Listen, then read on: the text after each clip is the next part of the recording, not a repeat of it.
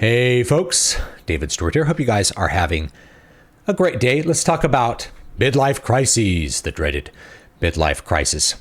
I don't feel like I'm going through one, but I think they're natural. I think there's a long precedent for them, and I want to talk about them a little bit today, especially how we see them in literature as well as mass media. So if you grew up in my generation, you're probably associating a midlife crisis with the baby boomer generation, because this was a really common thing that they did. They reached their 40s and they did things like buy a sports car or divorce. They get a divorce from their spouse and date someone else, try to relive youth. They buy a motorcycle. They take up guitar.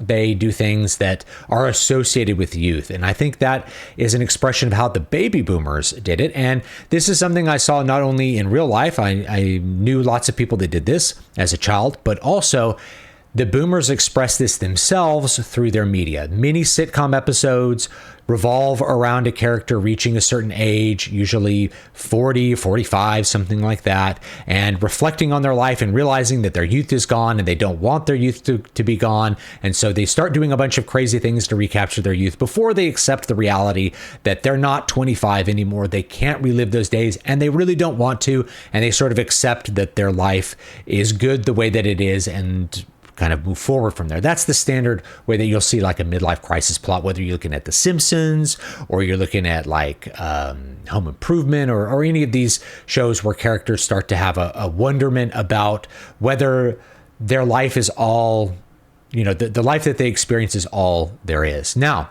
the thing is, baby boomers were one generation. Now we've had Gen X that have reached middle age and past it, and my generation too, those of us born in the 80s. Is this the same sort of crisis that I see people having? And the answer is no, but it's the same, comes from the same spirit. So because our generations had this more extended period of youth where in your 20s, you often weren't getting married. You were doing adventures. You were trying out lots of different things. You were living a pretty chaotic life. And certainly my 20s were very chaotic compared to probably the baby boomers who settled in a little bit earlier, I think, than my generation did. And so the midlife crisis, I think, tends to be about self-actualization and making an impact in the world. That is, baby boomers went and got a car and took up karate, and millennials and Gen X, they start writing novels and doing things like that. Now, I started writing novels a long time ago, so that's not really part of my midlife crisis. Really, if I'm having a midlife crisis, it's like I'm just going to take a break from writing novels for a while and do other things. But it comes from the same spirit, which is knowing that you're halfway through your life and that the other half of your life is looking in front of you. You can start to feel like you missed something along the way. And I think that was the baby boomers. The baby boomers, a lot of them settled into domestic life pretty early by our modern standards. And so when they reached middle age, they felt like they had missed something about youth. And that might have fueled some divorces. I don't think that it fueled as many as people would like to believe, because it's a complex thing when something like that happens. But, may have fueled that. It fueled people going out and buying new things, taking up new hobbies that they associate with youth. And the cycle goes around. And I don't think it's all that new. You can look at lots of historic pieces of literature and you find that people in middle age start doing different things.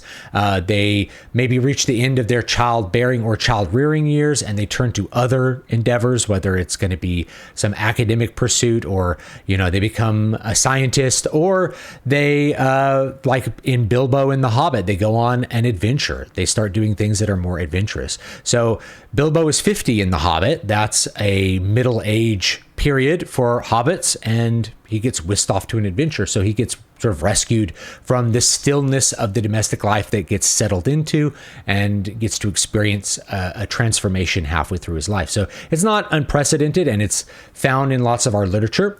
And I think it's really born from these transitionary periods, these liminal periods that we have in life. We have a transitionary period from our childhood to our adulthood, right?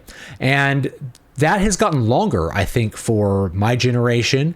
The 20s, living in your 20s was considered a really kind of irresponsible time where you were expected to go out and do lots of different things and then kind of somehow end up in a settled situation. Whereas previous generations, I think, settled a little bit earlier than that.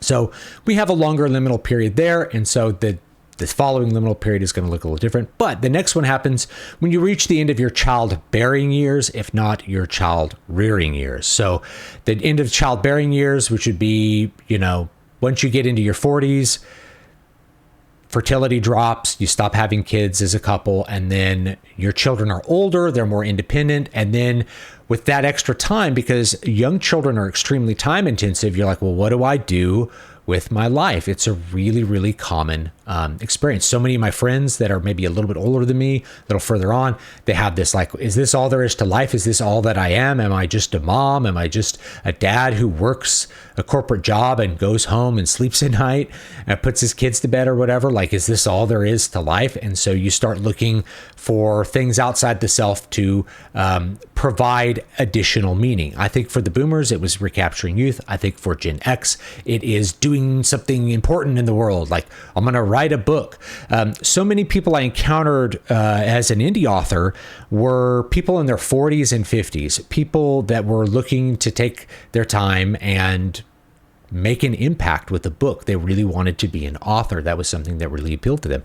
And you know what? That is a great thing to take up in your midlife.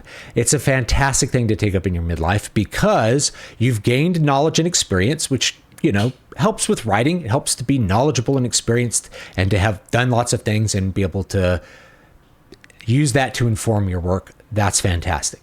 It's also something that you can do because the reality is our bodies decay, they age. I can't do what I could when I was 25, and you can't either. However, you can still write. Right? It doesn't require you to be strong and physically fit. Anybody can take up writing. So it's a great hobby, I think, to take up in your 40s or 50s, or when you find that you have a little bit extra time when your kids get older. That's a great hobby to take up, or to pursue music or something like that. We now associate, especially popular music, with youth, the young. But if you're just looking to, for kind of artistic fulfillment, music's a great thing to take up. Art is as well. People are usually not judging your art based off of how old you are. They're just judging for how it looks. Same thing with your writing. They don't really care that you're an old guy doing art. They just want it to be good. That's what people want. So I think those are great things to pick up in your midlife. And that's a really good way to view that transitionary period. That's an opportunity to expand the self, to do new things, to reach out into the world beyond just your children. Children are an automatic way that you impact the world. So when you have children, that's like your automatic legacy is your children. And so once you get to the transitionary period where they're more independent and they need you less, how else do you affect the world? Well, I think writing is a great undertaking to look at. Same thing with music or art. I think those are great ways to spend your time, to do something artistic, because now you have this experience that you can express out there. Physical fitness is an important one though too. And I've noticed this is that people, when they get to middle age, and I guess this is true for art as well, they either accept where they are and where things are going, or they rebel against it. And that's the midlife crisis, I guess. They have a crisis where I can't accept this as the normal and I'm going to change things. So as far as the physical body goes, your body decays. You get weaker when you get older. You don't recover from injuries as quickly. You lose strength. It's harder to lose weight. It's harder to be lean. You have moles and stuff from skin damage. There's all kinds of things that happen with aging. And so when you get to be middle age, you can either go down two routes. You can just sort of let your body decay and kind of manage the decay, or you can fight against it. You can do your best to improve your physical fitness, to stay strong, to stay active, and prolong your healthy years as long as possible. And it's an input-output thing. The more exercise you do, the better you work out, the better your nutrition, the longer you're going to feel good into your old age. And so for me, that's really where my fitness goals are at this point. I'm not looking to be the super shredded hot guy on the beach. That's probably not going to be me. I'm older at this point. but I would like to be healthy for as long as possible so that I can enjoy the life that I've built. Because when you get to your 40s, what tends to happen, even with my generation, is that you've settled into a career, usually by 40s, and you've had your career a while, and you settle into family life, you've been married a while, and hopefully you can keep the security of those things. You don't dissolve your family. Some people do, and that's unfortunate. And you don't abandon your career, but instead you find another way to self-actualize.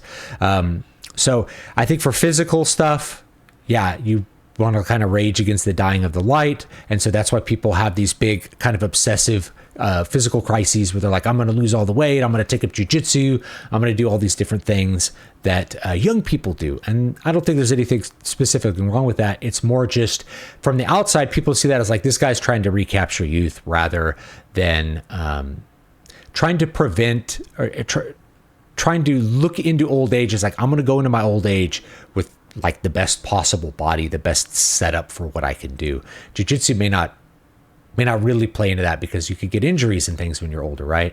But a good fitness regimen will probably, serve you a lot. So I think instead of looking at the midlife crisis as indeed a crisis, I think it's better to look at it as a transitionary period where you have opportunities to look to the future. What are you going to be doing when you're old? How are you going to be affecting the world once your children get older? How are you going to